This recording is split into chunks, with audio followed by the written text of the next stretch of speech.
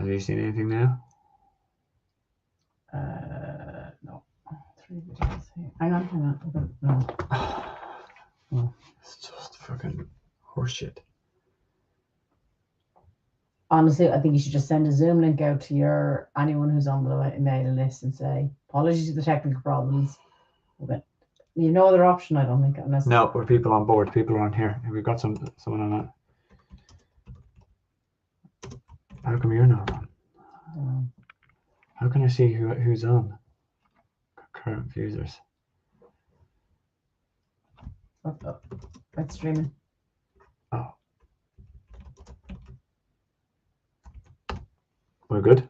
Mm-hmm. You can see all this bits? Yeah. Okay, alrighty.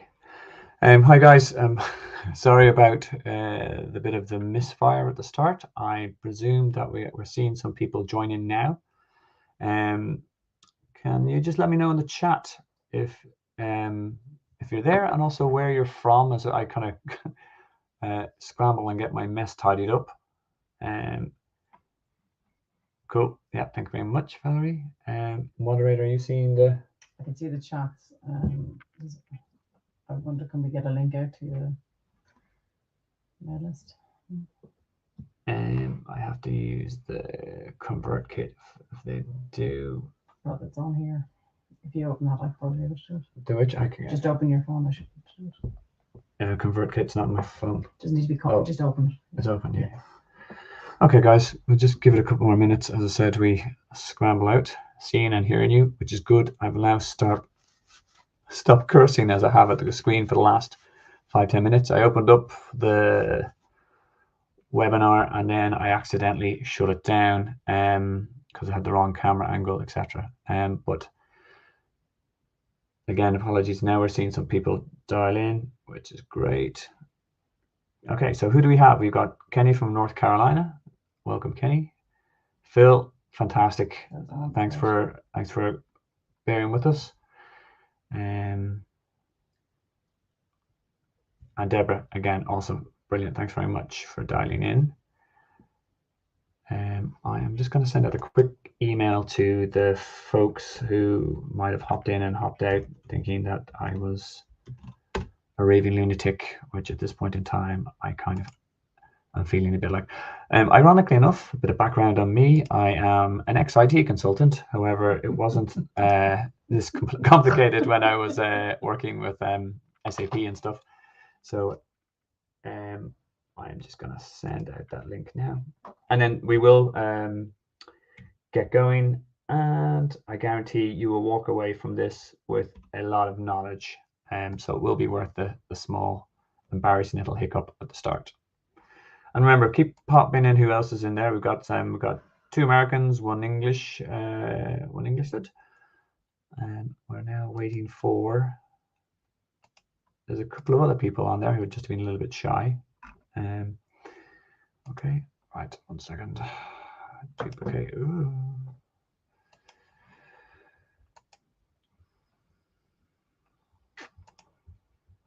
This is all, by the way, is coming from the fact that YouTube Live just don't allow you to screen share. So I have to use a streaming software, which is all very confusing.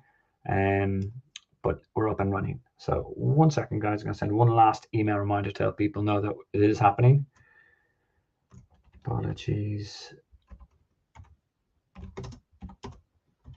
Bit of false start. But up and running now. Okay.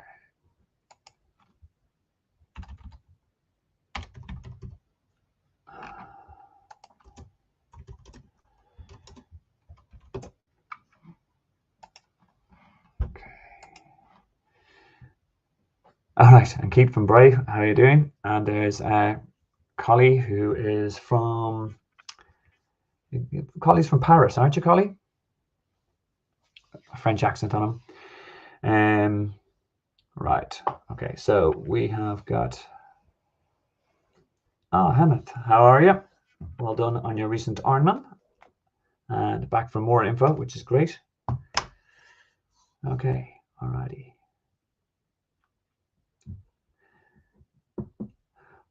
Okay, folks, I'm gonna kick on, and apologies to people who've dialed in late. Again, just for context, I had a bit of a technical false start there. The stream went live. I didn't have it set up, la la la, and I accidentally hit the wrong button and killed it.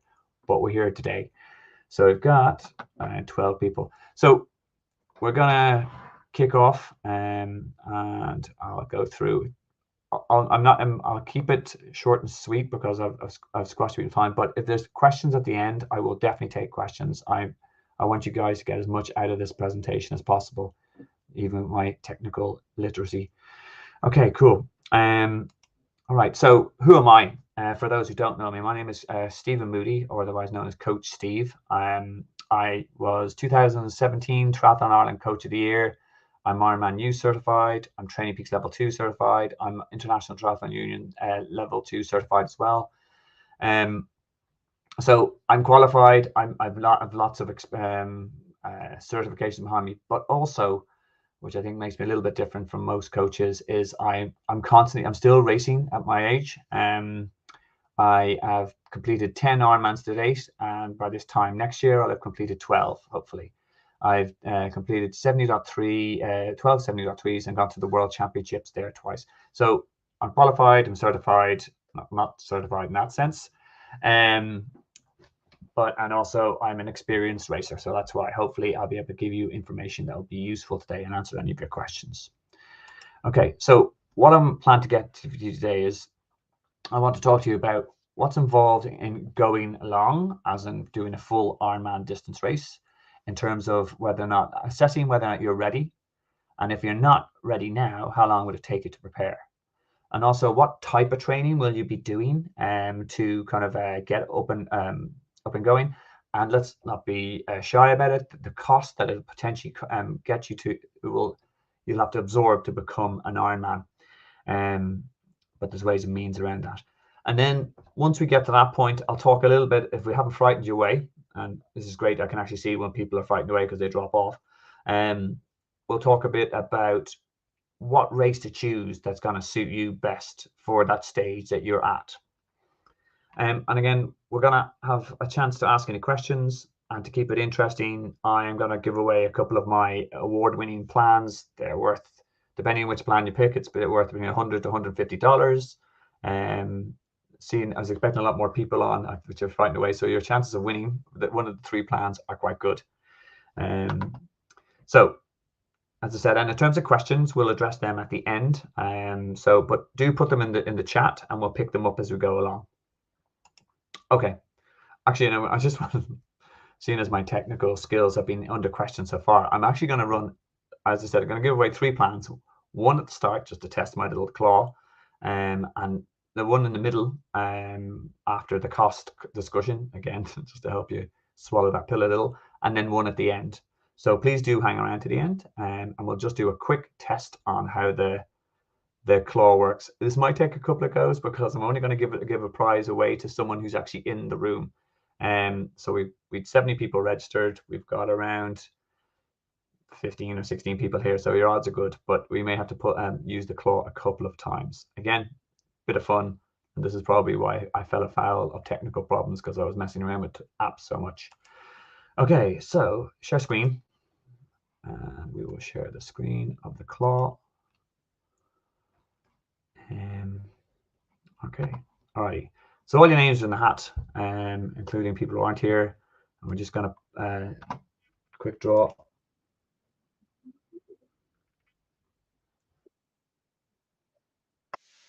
Okay.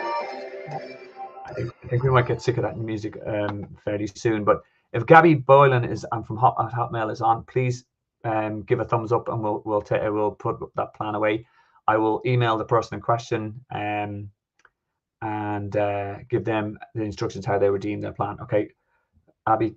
Okay, no Abby. Right. If this takes too long, we might just pull at the end. Okay.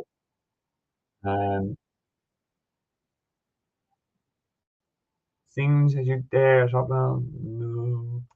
Okay, we're gonna do 2 or 3 more, and then we're just gonna go at the end and do it right, because I want you to understand you're getting info. Luso. Okay. Right. Anyhow, my claw clearly works, but however, I think you're probably more interested in actually getting information on whether they're ready for an Ironman. We'll make sure that 3 people walk away with 3 field plans at the end. Okay. All right. Okay. So I'm going to remove from stream. Okay. I'm going to take a note of everybody on the call so we can do a call just for them. Yeah. Cool. Excellent. All right. Okay. Present slides.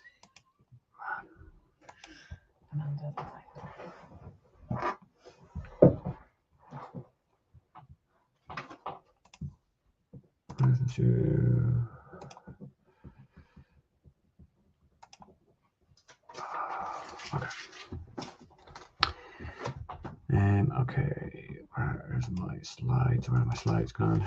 Going now. All right. Okay, so we've covered the first few slides. Now, the first thing that we're all kind of keen to learn about is, am I ready to go long? And there's certain things I would consider if you are looking at doing an Ironman. First item is your triathlon experience. Like, are you a couple of years in the sport? Have you just found the triathlon community? Do you have a support network? Are you a member of a club? Do you know people who can experience athletes you can ask? Right, these are important experiential things that will help you. And then the next layer in that is your race experience. And in terms of, have you done a sprint? And again, a sprint is a 750 swim, a 20K bike, and a 5K run. Or have you done Olympic, which is a 1.5K swim, 40K bike, and a 10K run, and right up to half Ironman. There's a lot of people will just dive in and they've been swept away by the marketing and they just want to do an Ironman for the sake of doing an Ironman. I'm personally very much against this. I feel that if you do that, you're missing the point. Ironman is not triathlon, and triathlon is not Ironman.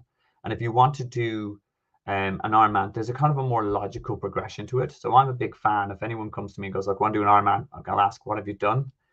I've never done a triathlon before. I go, whoa, come back to me, or well, let's build a plan.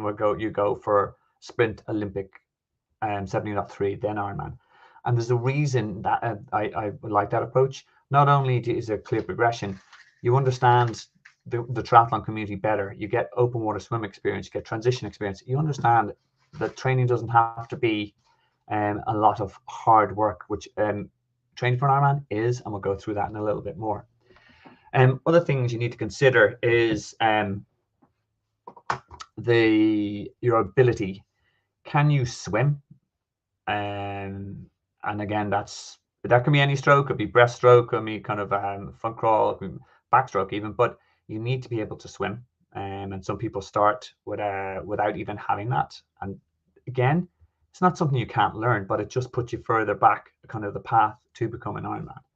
Can you bike? Same principles. How far can you run? And I'll talk a little bit about the kind of training where your starting point should be, and if it's not, you need to get there before you can start kind of an Ironman journey. Or I would recommend you starting an Ironman journey. And the other factor you need to take into account is your time to train. Are you aware of like any major time? Training for an Ironman is time intensive. And if you have big red flags that are going to be very they're going to burgle your time anyhow up there. Like, are you moving house? Are you about to have your first child or another kid? Or are you studying for your master's? These are things that will take a lot of your time, which you won't be able to dedicate to training, and it will become a stressful event. The training in an Ironman should be as enjoyable as the actual race itself. And if you're putting yourself under a lot of pressure to get ready, you're just setting yourself up for a DNS, which means did not start, as in you drop out before you even get anywhere near the start line, or DNF, because you haven't managed to complete all the training. The DNF did not finish. The kind of underlying learning is that your motivation. Why do you want to do an Ironman? And I get a lot of people coming to me, well, I saw the guy in the office did it, and he said, oh, it's great, and he had this Ironman, and I want one of those. And I went, okay, that's cool, but you need to be a little bit more than just, I want to keep up with Mr. Jones, because Mr. Jones has done a lot of hard training. He has his own motivation, and you need to kind of have a strong why, because there will be times when you're getting up in a full dark kind of winter day and you're going out on the bike for 4 hours. And you go like, if you don't have a strong motivation, it's very easy to roll over and hit the snooze button and ignore it. Other things to consider, which aren't as important as most people think, your age. People go like, I started doing iron distance racing in my mid-30s, and I regularly race against people in my 70s, in their 70s, 80s. I race 20-year-olds. Age is not a factor if you've done the training. The other X factors, the actual difficulty of the race, the timing of the year, we'll talk a bit about that, and the cost. So these are things you should need to bear in mind, and I'll talk a little bit about how this impacts how long it might take you to get ready. Okay, so again, basing it on the fact that, as I said, those kind of key factors of your experience in triathlon, your race experience, and your ability, and your time available to train, I would put, if you're less than a year in triathlon and you've just discovered it, if you've only done up to a sprint distance race, or not even a sprint, if you're a really weak swimmer, or cyclist, or runner, and you're time crunched, I've only got 6 to 10 hours a week to train, you've got to look at a journey of a year plus. It might be 2 years, but it won't be much more than that. Going up the scale, if you've got more than 2 years experience, you're in a club, you've got people, you understand some of the principles of triathlon, you've got most of the equipment, etc. You've done up to an Olympic distance race, and you're a decent swimmer. And again, look, a decent swimmer is someone, to me, who can swim 400 to 600 meters without stopping in a pool, has comfortably completed as I said, an Olympic and a sprint distance race in open water. Bike, you're comfortable riding up to 2 hours at a go. Run, you're comfortable running like 30 to 40 minutes to go. And you've got around 6 to 12 hours a week, on average, a week to train. You can do that in a year. You can definitely become iron ready in a year.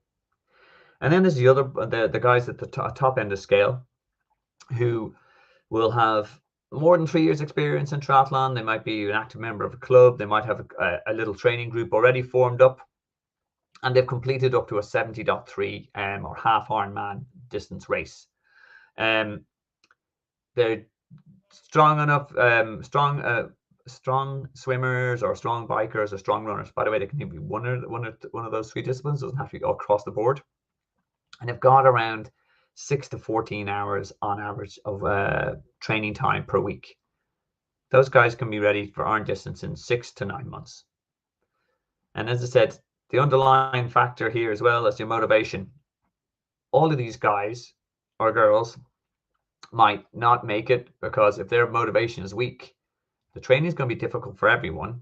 But if your motivation is weak and you can't find your why, and you can't find your reason to get out of the bed in the morning and do the early morning swim sets, or do a double training day, it doesn't matter how strong it doesn't matter how strong a swimmer, biker, runner, or what experience you have, it won't happen. So without motivation as a kind of foundation there, you're going nowhere. Okay, next up, the costs. Okay, now Ironman is not a cheap sport, and I pull these slides more to demonstrate from a magazine I read a few years ago in, I think it was Triathlon Canada or something like that, but I had this really cool infographic. And so the figures might be out of date, but the items aren't. Again, from a swim, you need a tri-suit, definitely need a wetsuit, swim cap, not a big deal, goggles, etc. And these are other things you may not even think about. The Garmin will be an expensive piece of kit, and you do need that. Again, do you need the top end Garmin? Probably not. But so these are items you need to have considered or have accumulated, and this is why it's easier for people with more years in the sport to start to jump into it, because they've got the equipment. They don't need to figure out what the best wetsuit is for them. Next up is, this is where you're talking the real heavy lifting in your kind of your budget will be, the bike. Helmet, do not skimp on a helmet. You've got to get a good quality helmet. That's where you're the last line of defense if you do come off the bike in terms of your head. Cycling shoes, nutrition. By the way, don't underestimate the impact of nutrition in an Ironman training year. As in, if you think about it, they recommend that you have, like when you're practicing with your race day nutrition, you may end up consuming 6 gels on a long bike or a long run.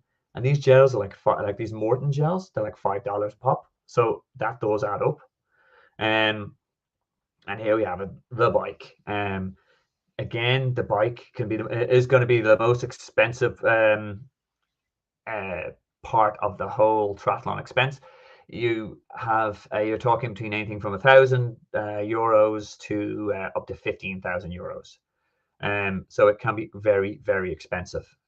Good news is you do not need to get the top end bike, but we'll talk a little bit about that at the end. Okay, running. This is the least most expensive part of the whole deal. Running shoes. Again, this has probably gone up because people are buying carbon plated shoes, and now they can go up to like $300. Socks, again, nutrition, again, over time will add up. So Ironman Canada estimated it was going to be between $7,500 to $26,500 to actually race, to train and race for their Ironman. Again, those figures will be slightly inflated, but what I want to point out is that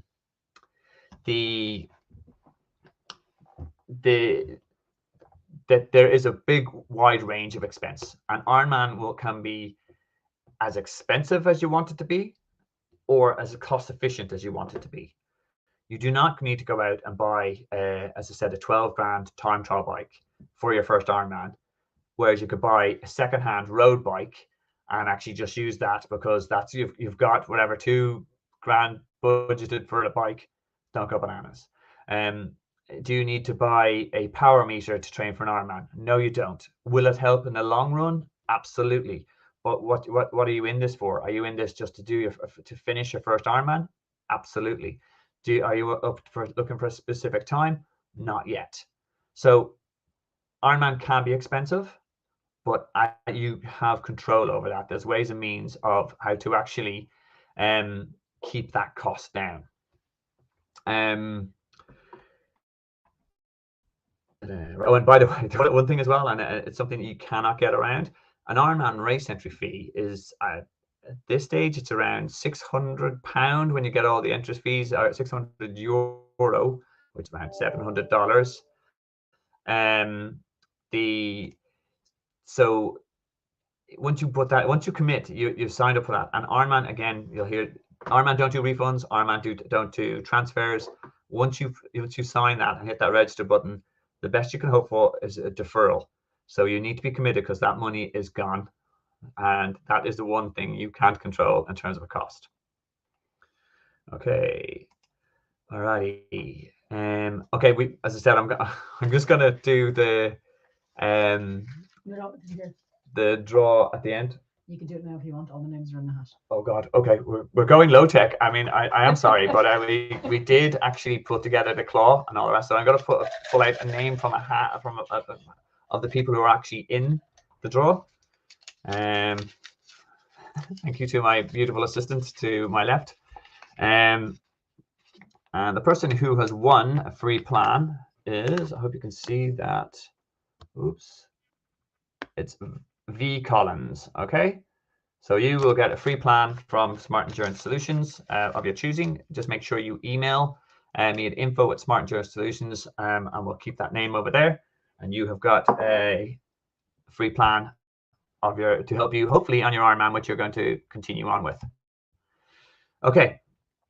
I think that's bad of you. There's a question if you want to know. Okay. Yeah, I might take questions now. Just take a quick break, by the way.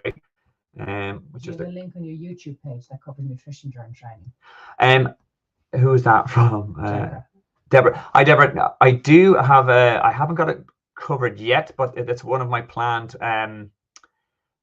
There's one video up there already, which I'll send out as a link in the follow-up email. But it's a bit too long as a video for me for an Ironman one, so I'm going to kind of narrow that down. But it's worth looking at. So yes, there is one there, and it will send out a link, but I'll be sending out a better one.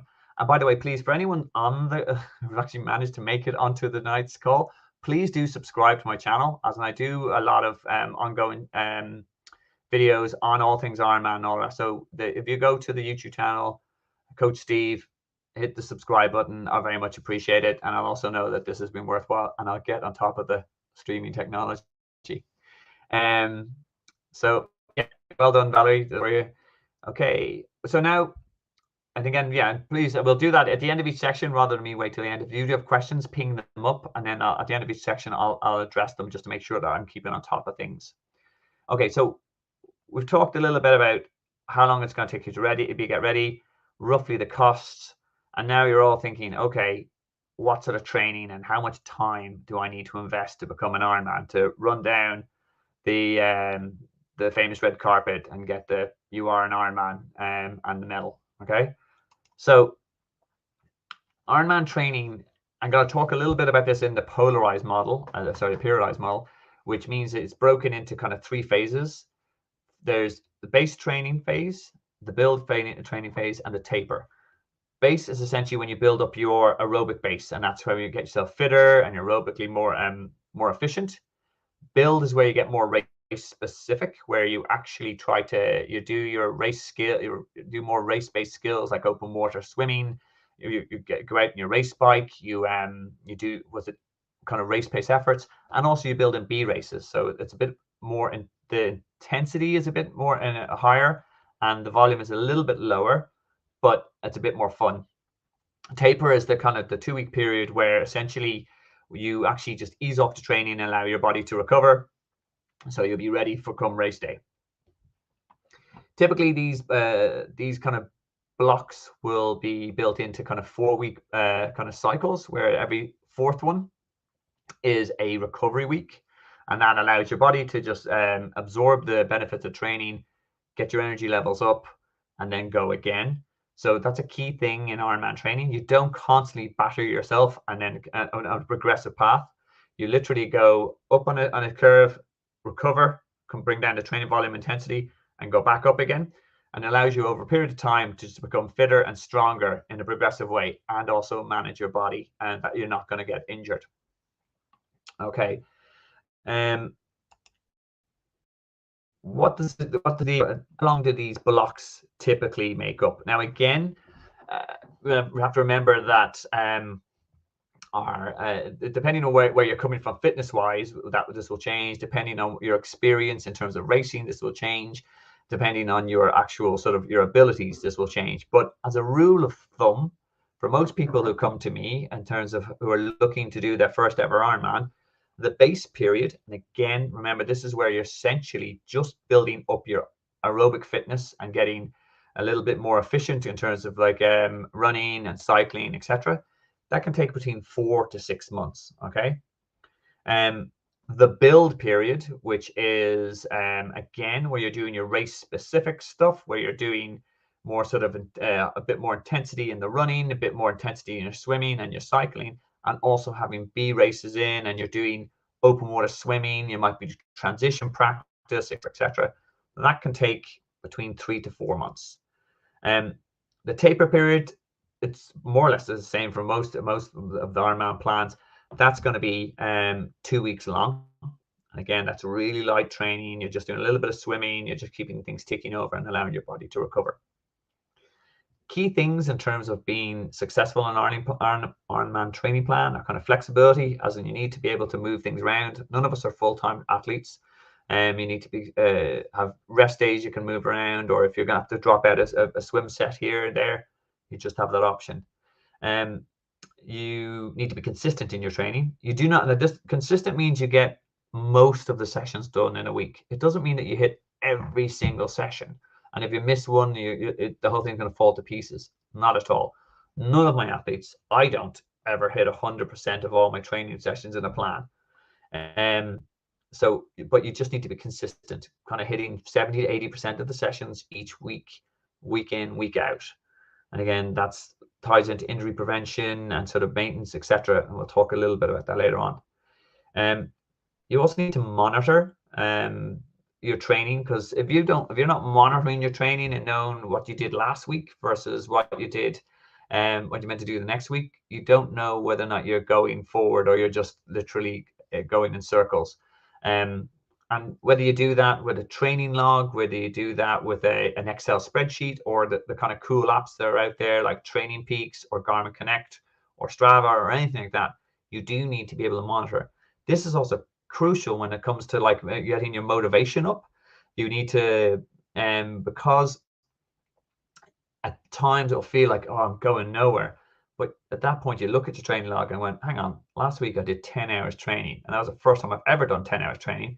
And if I look back 2 months ago, I was really struggling with 6 hours per week training. So I'm making progress.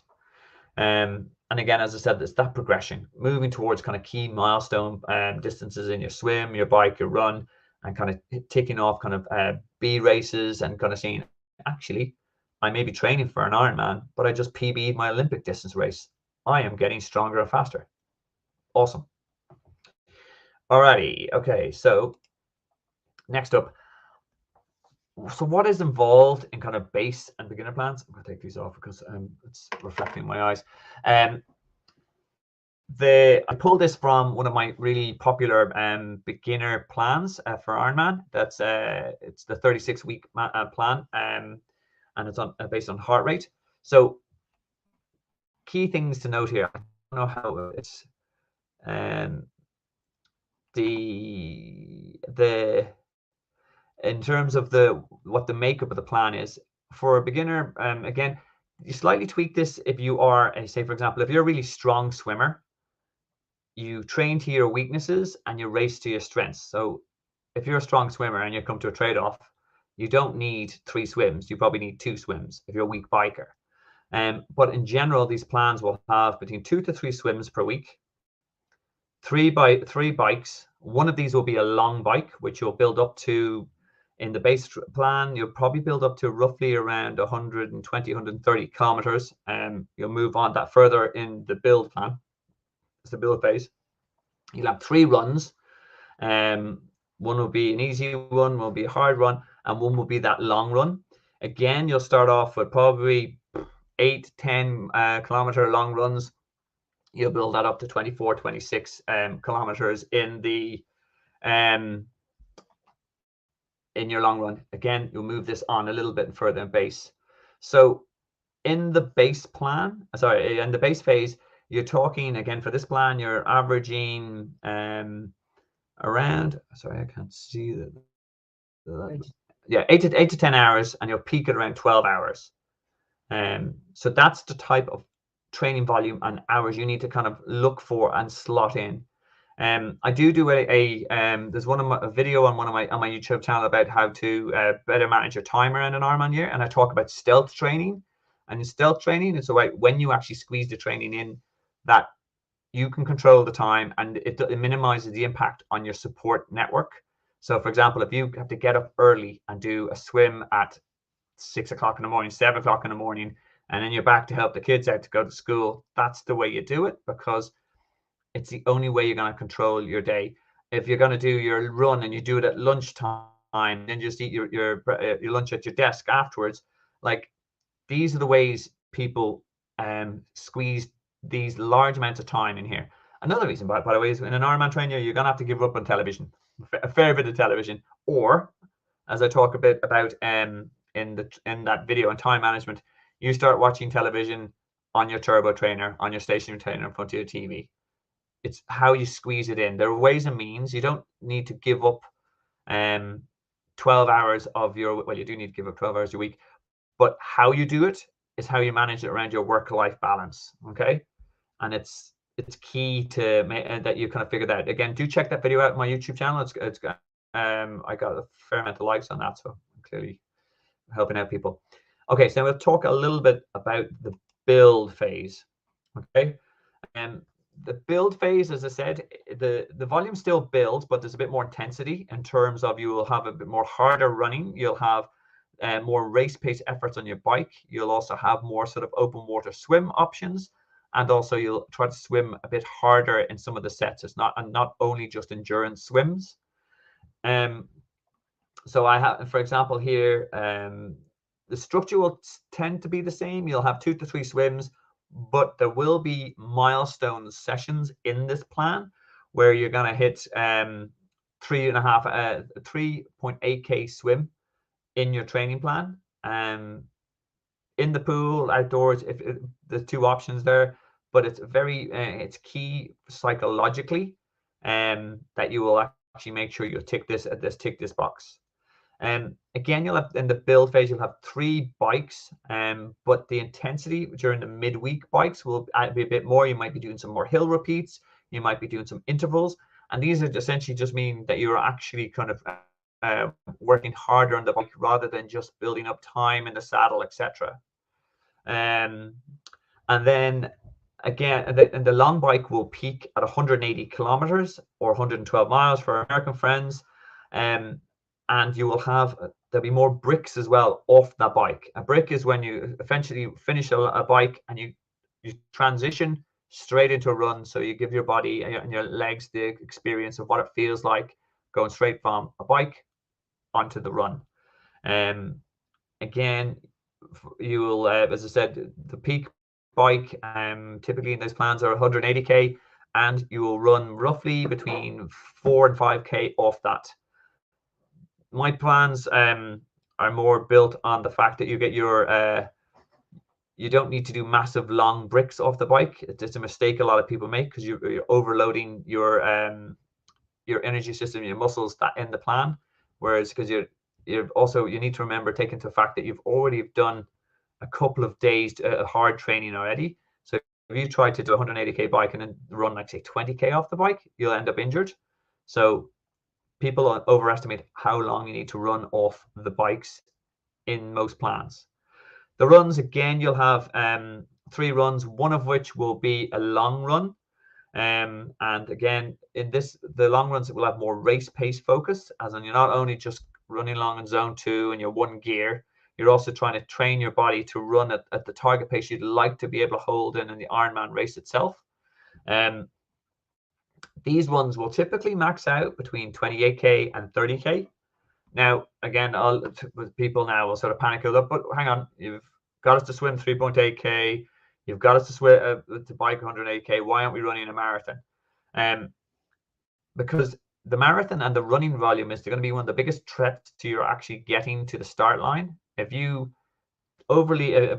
if you think about, if anyone has ever run a marathon, and by the way, you do not need to run a marathon as preparation for an Ironman. I know a lot of athletes now, the first time they ever run a marathon is on their Ironman race, and they do super. But we don't do it in training because the run volume is your biggest threat, biggest injury threat, because it's impact on your feet, etc. And you will also have picked up aerobic fitness from the long bikes and the midweek runs. So my long runs in my plans max out around 28, 30k, depending on what the level is. Okay, so that's essentially what the plan, again, the plan looks like. In terms of training top tips, for me, the key things that you can do to make set yourself up for success are build a training group. If you've signed up for an Ironman and you know that people in your club are doing it, get together, get in a WhatsApp group, talk about ideas, share things. Listen, guys, who's taking care of accommodation? I am. Who's taking care of flights? I am. Who's taking care of where we're going afterwards for the post race beers?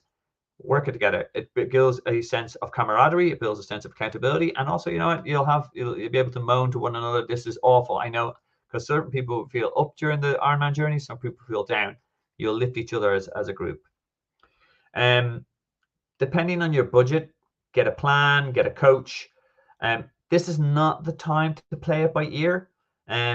You've got to have a clear idea of what you need to progress, how you're going to get there, and when to rest and when to listen to the body.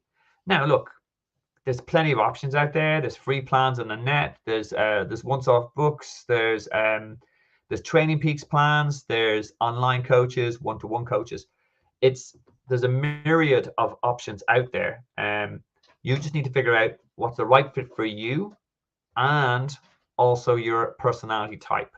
Some people want to have accountability. Some people need people checking in on them. Some people are fine self-managing. Find out what's for you, but make sure you have a plan and a way forward. As in, don't try to do this by ear and sort of like listening to what he's doing, listening to what she's doing, and mix it up. You'll only end up getting either burning out, getting injured, or just turning up underprepared. So just make sure you have some idea. And as I said, it doesn't have to cost the earth. If you need someone to watch in and give you tailor the plan, look for an online coach. If you want to do it, there's options of free plans. So just make sure you have a map for a massive journey you're undertaking. Get your equipment right. As I said, the key things you need here: your wetsuit, your bike that's fitted, and the runners that'll be right for your running style. Take time with them. Talk, and again, this is where your training group comes in. As in, listen, I'm a bit confused on, does this wetsuit work for you? Do I need a time trial bike for this course? How are people finding the Nike Alpha Flies? Yada yada. This will help you make sure you get the right equipment and everything set up correctly for the race day. And by the way, one of the key things I would, again, not trying to play it by ear or skimp on, get a bike fitting. If you get a new bike, get it fitted. And I mean, but making sure that you're comfortable in it. You're set up that you're actually not going to damage your back or all the rest, or you're not going to overextend your knee, or your knees aren't tracking out. It's one of the key causes of injury for most athletes that sort of run into it and just they kind of skimp and went, oh no, hang on, I looked at this on YouTube. I did my own bike fitting. Go to a bike fitter the first time, get your measurements, get your dimensions. You can use it each time. It's just really key. Use simple motivational tools. As I said, get that training log, be it in your plan, if it's you're writing in a book, if you're capturing in training peaks. Make sure you're kind of, when you tick off, when you got a hit a milestone distance, it's the first time I ever cycled 100k. Brilliant. The first time that's the longest swim I've ever done. Brilliant. That's a PB in an Olympic distance. Fantastic. These are all, again, things that you will keep your motivation and keep you kind of top notch as you move through the plan. Another thing as well, and I'm not overly keen, but it does happen, as in when people do an Ironman, they tend to lose a bit of weight and all the rest. And this is a nice secondary outcome, not a goal for it. You're not in an Ironman to lose weight. You're in an Ironman to become an Ironman. But if you lose a couple of pounds, it's easier on the bike. You're easier in running, and it's nice to kind of as a secondary outcome, not a primary one. Injury and prevention management. Again, as I said, you'll be doing a lot of time on your feet, you're running and you're cycling, etc. You need to, how you manage and avoid injury, which will give you the consistency to become an absolute, to get you to the start line in a rock solid position, and also get to the finish line in a rock solid position, is you need to make sure you have a certain amount of strength and conditioning built into your plan. And this is as simple as, it can be as simple as nightly yoga, it can be nightly Pilates. It might be adding in some gym sessions for some functional weaknesses. If you're make sure you're strong on the. You also need to things we'll need to take particular attention to is rest and sleep. You will be putting your body under a bit of pressure, so make sure you're getting your 7 hours sleep a night. You're trying to and again, you have to build this into a fact that when you are going to have to be up at 6 in the morning, I mean, you have to be getting to bed at like 10 o'clock or 11 o'clock. Again, you just have to adapt your routine. The good news, when you do these things, you get more energy, and that's what actually gets you through all the hard, tough times in the training plan. I also have a video on how to improve your sleep for an Ironman year. So again, have a look at that on my YouTube channel. That'll help you out a bit there. Sports massages, you can schedule them in. Again, they help kind of iron out the chinks in the armor. And as I said, one of the key things I always hammer home to anyone who comes on my train or a coach or on my plans, you've got to listen to your body. Don't religiously follow a plan because it says that. If you are absolutely shattered, you're feeling sore, your hamstrings tight, or your motivation's low, if you need an extra rest day, take a rest day. You've got to listen to your body. And again, that's where a flexible training plan is important, where you need to have the ability to actually, you know what, I'm taking a mental health day here, I'm just wrecked, and you'll end up coming back and do the next couple of days training and nail them, rather than just beat yourself up through the whole thing. Okay, right. Again, I'm assuming that we've only lost a couple of people, so you guys are still, you're still all in. What is the best course for me? And again, so you now know how approximately what you need to do to get ready. You kind of have an idea about what the training's involved. You're aware of what you need to do in terms of equipment, etc. Broad strokes. But now you're going to go, right, I'm in. I'm ready to hit the register button. There's 40 Ironman courses out there. What do I go for? There's ways and means of picking the right Ironman course for you, and versus a wrong Ironman course for you. Okay, look, there's no such thing as an easy Ironman, but some courses are more challenging than others, and you can make your life a little bit easier logistically, which actually is massively important on the day, by checking out certain things. What's the course like? If any of the Ironman says if any of the Ironman descriptions say that the bike or the hill is or the bike or the run are hilly and demanding, scratch it off the list. What you need is a nice flat both of those, because those courses are hard on the body, they're hard on the legs. You need an even harder training to get ready for them. Don't make it difficult for yourself.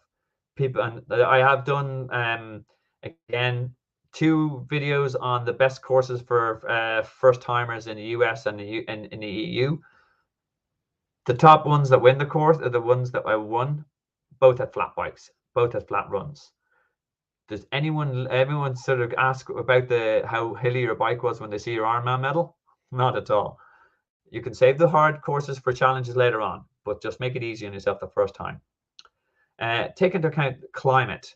Do you race well in the hot or the cold, or do you suffer in those? And also, if it is hot, there's also another option that it's a non-wetsuit swim that terrifies people. So check out the history of whether or not any of these courses ended up being non-wetsuit swim. For example, Austria has been non-wetsuit swim for the last 2 out of 4 reasons. And the non-wetsuit swim means the wetsuit gives you buoyancy in the water and makes it a little bit easier for the weaker swimmers. That's why it's more scary. Time of the year. What's it fit in with the other objectives? As I said, are you finishing off your masters in the middle of September, and you're training, I want to do an Ironman in October? When you're doing your largest block of training, that means you will that will be coincide with the exact time you're trying to get your masters in. That's a no-no. Just pick a race that will have a bit of chunk of time that you can do a heavy kind of lifting training beforehand. Logistics, what are involved? Is it do you have to fly to the race? By the way, if you don't need to fly to a race, don't do it, because you need to pack a bike, you need to pack all your equipment, you're going to a foreign place, you need to check into a hotel, all these things become incredibly stressful in the day when you're staring down the barrel of a 3.8k swim and a 180k bike and a marathon. What you want to do, and again, this is where the Americans have a little bit of a bonus, that you have you can drive to an Ironman course. Do it, as in, again, just make things simple for yourselves. There's another thing as well. Is it a single or split transition? And that's when I talk about transition, is where you actually go from swim to bike and then bike to run. Excuse me. If you think about that, if it's split, as in you need to drop your bike in one place a couple of days before, and you need to drop your run gear in another place, that's just logistics as well. Ideally, you're looking for a single transition where you're just going with your bike, your bag, and your run gear, and just dropping in the same one place. It'll make things a lot easier. It's a minor thing, but it can become stressful the day before. Ironman Barcelona is a single transition. Ironman Maryland is a single transition, I believe. So just check that out if you can. Time to prepare. Where are you now? Again, that comes back to what we were talking about our how many years experience do we have, what race experience do we have, what do we have in terms of, thank you very much, a time available to train. Okay, and the last thing, and this is key, do you have buy-in from your family, partners, pets? You can probably see the pets are kind of a little bit behind me, but this is not an exam. When you're training for your first Ironman, this is not a time where you ask for. Yes, thank you, Cosmo, just demonstrating he is a pet and he's right behind me. This is not a time where you ask for forgiveness rather than permission, because the training is so involved and there's so much time, and we've talked about it. You're looking, as I said, averaging between 6 to 14 hours of training a week. That's going to impact on stuff you're going around. You need to sit down and say, look, I'm thinking about doing this race in October. How does that work? And someone will go, well, hang on, our family holidays in September. No, you're not. And said, okay, let me find an Ironman in August, and then we'll do a family holiday in September afterwards. Or you turn it into a racecation. You go, I'm going to use this. We're going to go to this course, which is cool, and it's in Italy, and then we're going to go and do a holiday afterwards. Involve them in the process, because you will need their support. You will need their buy-in, because as much as you think it's going to be difficult going out for a 120k bike ride, it's not going back to no, because you didn't have X, Y.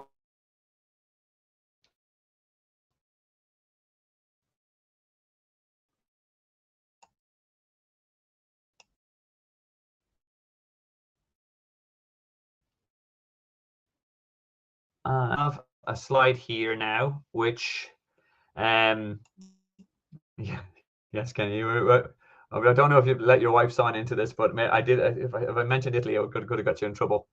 I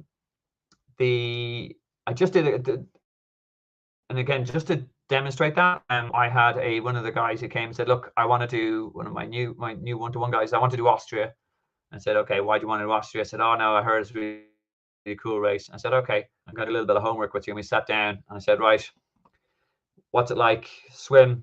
It's it's in a lake. So that's cool. I love swimming in lakes. Said, well, there was no wetsuit and that year, and the year after. He goes, oh.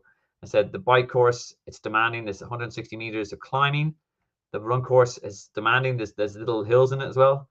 It can get very hot. Split transition.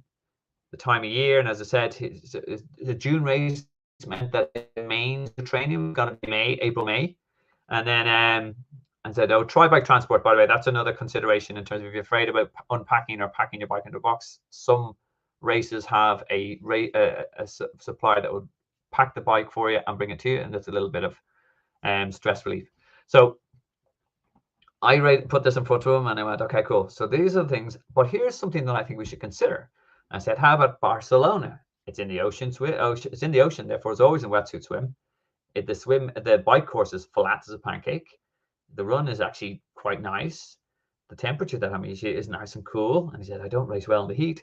And everything's within walking distance. Because and then also, the build, you only have to start training in May, and you're not going to be doing any training in the winter, etc. And then also you're done in October. He decided to choose Barcelona, had a PB and a super time. But that's the example of, as I said, these are the things you need to take into account. Ironman have improved their website a lot, that you actually see this information is just readily on the main tab. So whenever you're thinking of a race, look at it. And I said, if it does say demanding in either of them, and you have a different option that says flat, make it easy for yourself. It's one of the few things you can do. Okay, so again, presumably I haven't frightened you off with your readiness, what you need, the cost involved, the type of training, the training volume, and also the different courses. This is what I'd advise for you to do. As I said, talk to your family partner and outline what the plans are. Say, this is the race, this is where I'm going to have to do this is where the heavy lifting, and get them to map in the plan. And also when they just go, look, my rest day is going to be on a Friday. Can you move that to Monday? Because that means you can take the kids to soccer, or I always have a busy day on a Monday, and it would be great if we could help out. Make it work for both of you, because otherwise, as I said, without their support, this is going to be a very, very long, hard journey.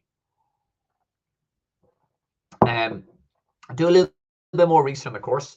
Talk to Ironman finishers and DNSers and DNFers, and get a full view of what's what.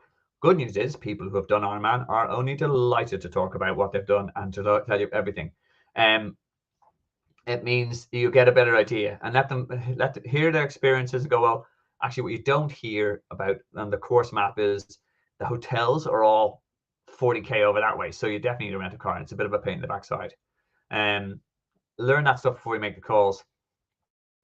Look at your bank balance and budget for an Ironman year. First off, you need that 700 euros entry fee.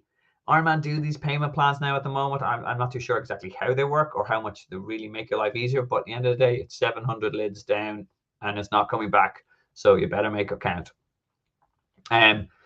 If these 3 points don't cause any blockers or panic, go for it. Get your group together, try to drum up some people who'll go to it. An Ironman training journey is more fun with people.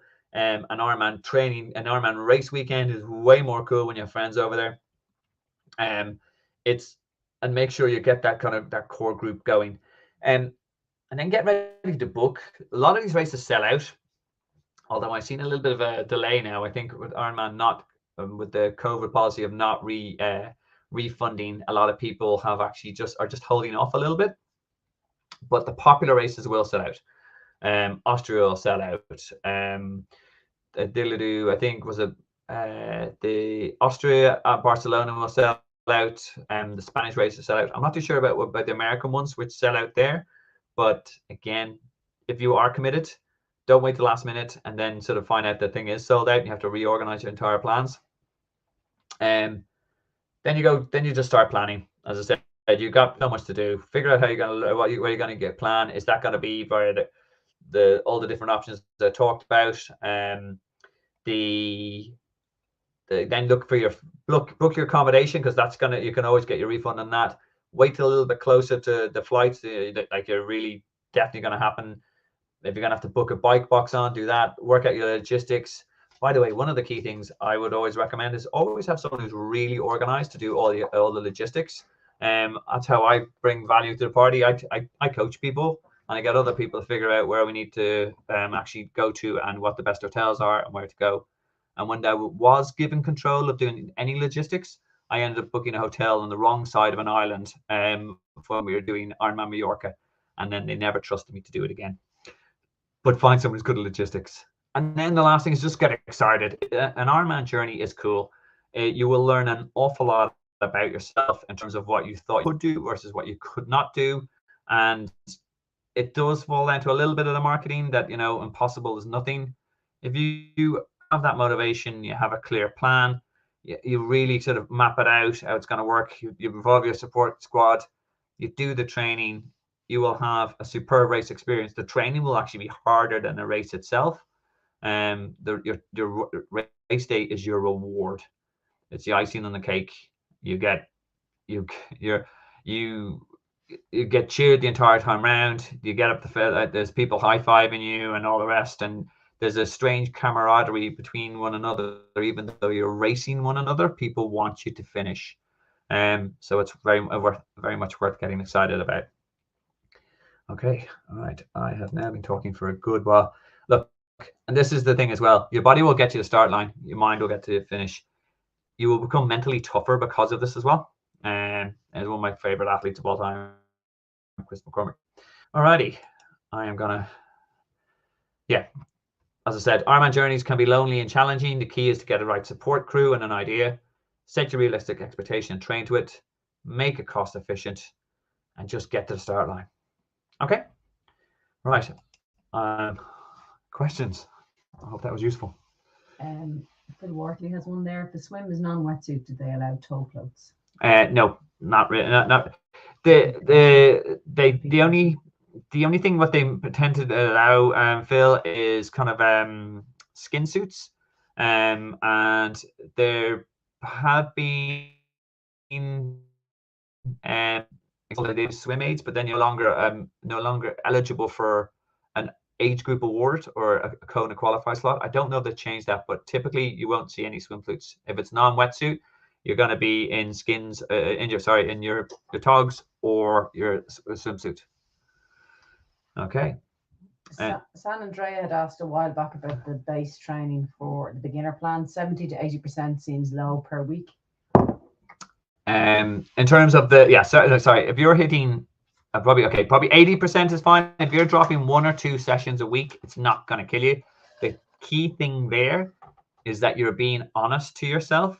So if you have to trade off and you can only make if you have to drop 2 sessions and you're a strong swimmer, you got to drop the swim. And why most people don't, because why? They love swimming.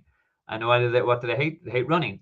So if you're dropping only the sessions that you're strong in, and you're ticking off, as I said, train to your weaknesses, race to your strengths, then you will actually get through the plan, and you can get away with 20% loss. Not all the time, as in those weeks when you hit 100% and you feel absolutely rocket, was a bulletproof. But the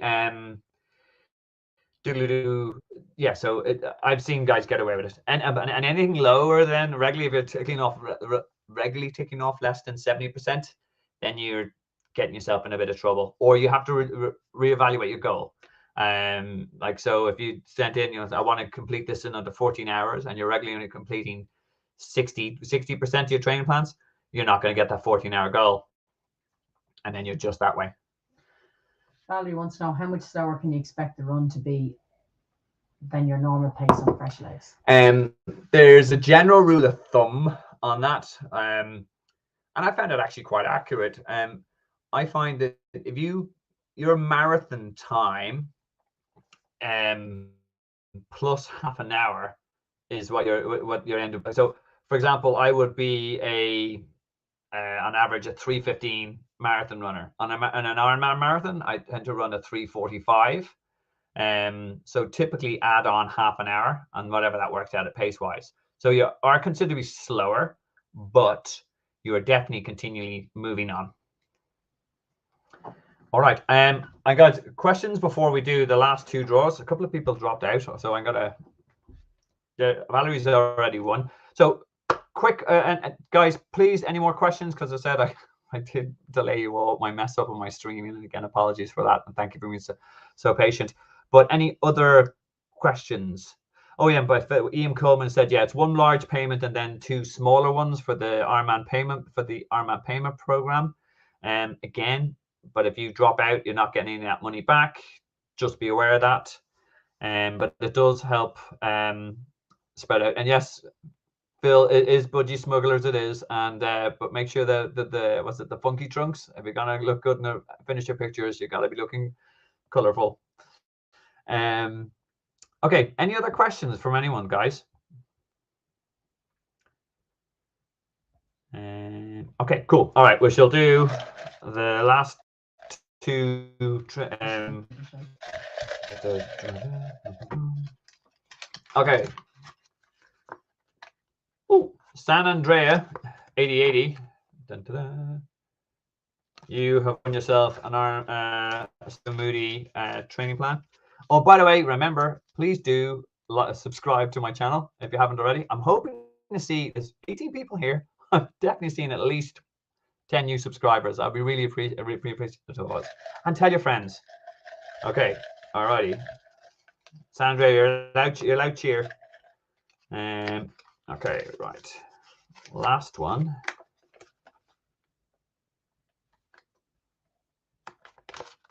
Is Kenny Ball. Although Kenny, you've already bought one of my plans, so I'm going to be fair. I'm going to put. We'll sort something else out. You're part of my PB Hit Squad as well, by the way. Yeah, Kenny's part of my subscription-based service where he gets regularly to sit on Zoom calls like this with myself. So, and he gets. We'll sort out Kenny. He's a friend. He's a friend of the squad. So, alrighty, I pulled out the new one. Again, so I want to make sure I'm fair and give out three different plans. We've got Ian Coleman. Ian, are you still here? Shoot. put in the chat if you're still here. Yeah. All right. I know San Andrea is still there, so we'll have her email, I think. And Ian, I think we're good. All right, folks. Again, last chance for questions. As I said, I do love talking about this stuff, even though technology may get the better of me a couple of times. Yep, you are. Yeah, well done, San Andrea. So I will email you, or just in case I can't map your username with the your YouTube handle name, please email me. Oh, fantastic. Okay, Ian Coleman, thank you very much for being so honest. Ian's already on a plan. Please pass on to someone else needing it. Ian, okay, appreciate that. And by the way, just drop me a note. As I said, if you want me to have a quick look at your plan, make sure your zones are set up correctly, I can do something for you just to make sure that, to be generous, and even have a quick kind of skim review of your plan. Make sure you're on track, okay? So San Andrea and Ian Coleman and Valerie, please do email me at info@smartenduranceSolutions.com right after you subscribe to my channel. And I will make sure you'll get either a training plan, or I'll hook you up some way in terms of I'll have a look at your zones, or you can send me videos of your swim and I can do some swim analysis for you. We'll figure out something if you're already in a plan. So I got one more draw to do then because Ian's there. San Andrea, will come back to you on that training and that question. And it's a good question about how much of you are going to do all your training plans. Helmut Chival, you have won a training plan. I don't know another training plan already, or you've asked me one already, but we will sort you out. Okay, so Helmut, good to hear from you. Okay, San Andreas asked, what if most of the sessions are done with an indoor bike? You're not, and the reason is she says she's not an experienced road biker, and also afraid of spending a lot of hours on the bike. There are apps and smart trainers, etc., that allow you to do a lot of your training indoor, but that doesn't mean you should. Because what happens, people get too, they're not building up the technical skills of being outdoors, learning what it feels like to go around a corner, being situationally aware that you have to avoid a pothole, etc. So I mix it up, and mainly it's for athletes who have that have to deal with inclement weather, that they have half of their indoor bikes are long bikes are indoors. But in build, they put a bigger emphasis of going outdoors because they have to get those skills about being outdoors. You will need those skills. And even if it is just a case you find kind of safer roads and routes to cycle on, and this is where your training buddies come in, and your club, you go like, okay, where do you guys do your long bikes? Well, we go on this road because it's really quiet on a Sunday. If you're done by 12, you hardly ever see a car, and that's what you need to do. So you're not setting yourself up for success if you do all your indoor bikes indoors. Sorry, all your long bikes indoors. You do need to kind of get those skills. I hope that answers your question. Okay, guys. Any other questions before we wrap it up? It's getting late here now in Ireland. All right, I'm going to take silence as a no. Thank you very much for your time. Thank you very much for your patience with the technical problems. I will send out a link to this, and you want to share it with your pals. I will be sending out some of the links to the videos I've made reference to, the time management one, the top first timer courses in Europe, top first courses in America, and also the how to improve your sleep, the race day nutrition, etc. I'll make sure they had. Quick question from Valerie. What about sportives in training plan? Might be doing the distance, but always plenty of fruits up. Sportives are a brilliant way of actually getting a long distance bike done. Because as you said, you're in a group, there's a set distance, the roads tend to be a bit more marshaled, there's food stops, you don't need to worry about it. No, Valerie, use them and use the stops. as in like make sure you stop and get aboard fuel. It's like having a catered long ride. Don't worry about the fact you're stopping every now and again. You're covering the distance. You're building up the aerobic miles. Okay. And never turn down a chance to eat carrot cake or sort of any sort of cake on a cycle. Okay, look, guys, I'm gonna call it there. Again, I hope you enjoyed this as much as I did. I may be doing some more of these, but I will also figure out my technology. I'm gonna get someone. I may need to hire one of my old friends, an IT consultant, to get it fixed. I will leave it there. If you do have any questions or queries about plans or coaching, etc., you can ping me at info@smartenduranceSolutions.com. But do keep an eye on my YouTube channel. I do put up a lot of content which will cover a lot of these things. And the winners from the draws, please email me at info@smartenduranceSolutions.com. We'll get you hooked up with the plan, or as I said, if you're already on a plan, we'll work out something where I check out some of your training data, etc. Okay. Thanks, guys. Have a really good evening.